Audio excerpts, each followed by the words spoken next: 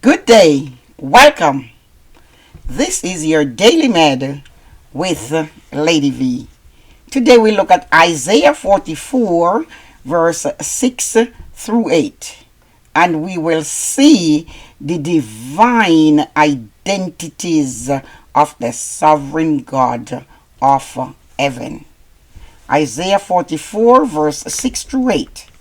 The Lord is King of Israel. The Lord all-powerful is the one who will set Israel free. And he says, I am the only God. There is no other gods. I am the beginning and the end. There is no other God like me. If there is, that God should speak now. Let him lay out everything he has done since the time I made these ancient people. Let him show me the signs he gave long ago and prove he knew what should happen in the future. Don't be afraid. Don't worry. I am the one who always told you what should happen. You are my proof. There is no other God. I am the only one. There is no other rock. I know I am the only one. Today we have seen from the scriptures that God, the sovereign God, the omnipotent one, is declaring that he is the only God. God spoke through the prophet to his people. He identifies himself. He shows his identity and power, his ability to act decisively, and also to foretell what he will do in the future. And we can see that in Isaiah 44, verse 1 through 8. He declares that all other characters or other gods, man-made gods, the things that people would worship and call them God, are only but idols. They are called gods by name, but not by nature. They are mere nominal fictions. Deities, but that are not real ones. But he declared himself to be Lord. Yahweh, Israel's God. They know him. This is the name they call him. They have a personal relationship with him, a special relationship between himself and his people. The passage declares that he is the King of Israel. Surely he is their king. He is the one who watches over them. So regardless that they were taken into captivity and the enemy would want to ridicule and to ask, but where is their God? The God that they serve. Did he not know that they would be taken into captivity? Couldn't he have stopped it? But we see where God says, listen, I know I am their Redeemer. I am the one that is going to set Israel free. I will ransom them. I am their rescuer. And we see that in the story in the book of Ruth. Another name he declares himself to them. He says, I am the Lord of hosts. I am the commander in chief. I have military might. I am Jehovah Shabbat. I control the heavenly constellations, the moons, the stars. I am the commander of such army. Joshua 5 and verse 14. Another name he declares to them. He says, I am the beginning and I am the end, the first and the last.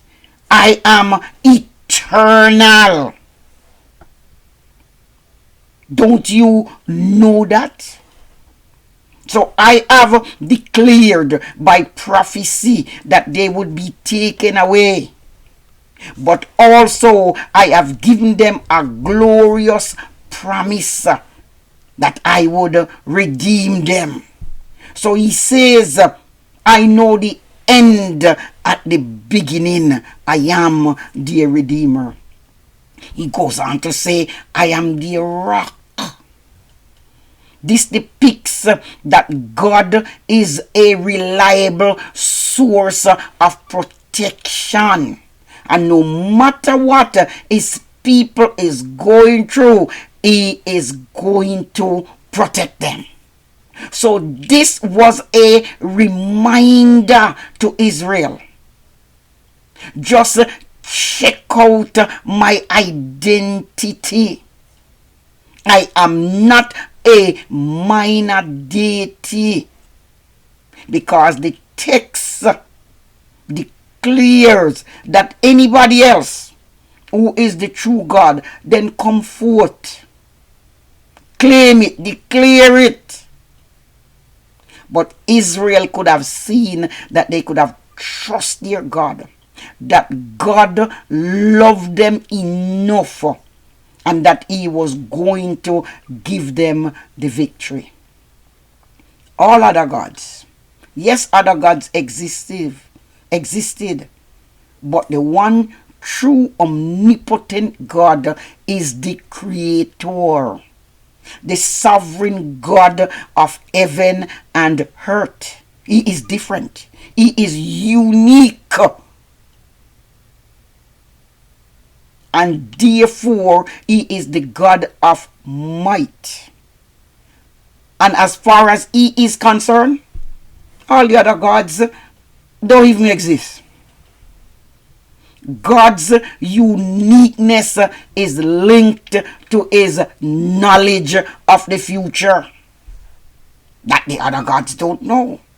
Believers, let us take confidence that the divine omnipotence, omniscience of God is dear for us. He always knows the future, and he is committed to the deliverance of his people. He says anybody can come and counter what the prophets just say. Do you have any doubt? Because I have already announced from the things of old as to the things that is to come. So as God's people, let us believe that God sees everything, knows everything, and has the power to do something about it. He knows what is going to happen. Therefore, we can trust his promises that what he says will come to pass. So we can declare that God knows the future. What are we saying? Because he knows the future, he is in control of the future. The passage of a profound statement. So when we are suffering as we are maybe today, let us be reassured of what he said in verse 8. Do not fear. He said, don't tremble. Do not be afraid. Did I not proclaim this? Did I not tell you beforehand? It was foretold long ago. But you see, you are my witness because you know who the sovereign God is. And because the other gods cannot be compared to him, neither can they compete with him. He says, no, there is no other rock, no other one who is a reliable source of protection in the time of trouble. So, as God is saying that he is the only one who knows all things, who is in control, who knows the end at the beginning, let us trust him. He knows all about 2021, and the future is in his hands. He is our rock, a reliable source of protection. He will protect us. He will redeem us. He will assist us. So let us trust him and stand upon his promises, because his promises are true, and his words will not return to him void. Any promise that he has made us, it will come to pass. Therefore we can pray, word of God, promise of God, come alive in our lives and in our circumstances, and the sovereign God of heaven will do for us that which he has promised. God bless you today. Thank you again for watching, and may God bless the United States of America.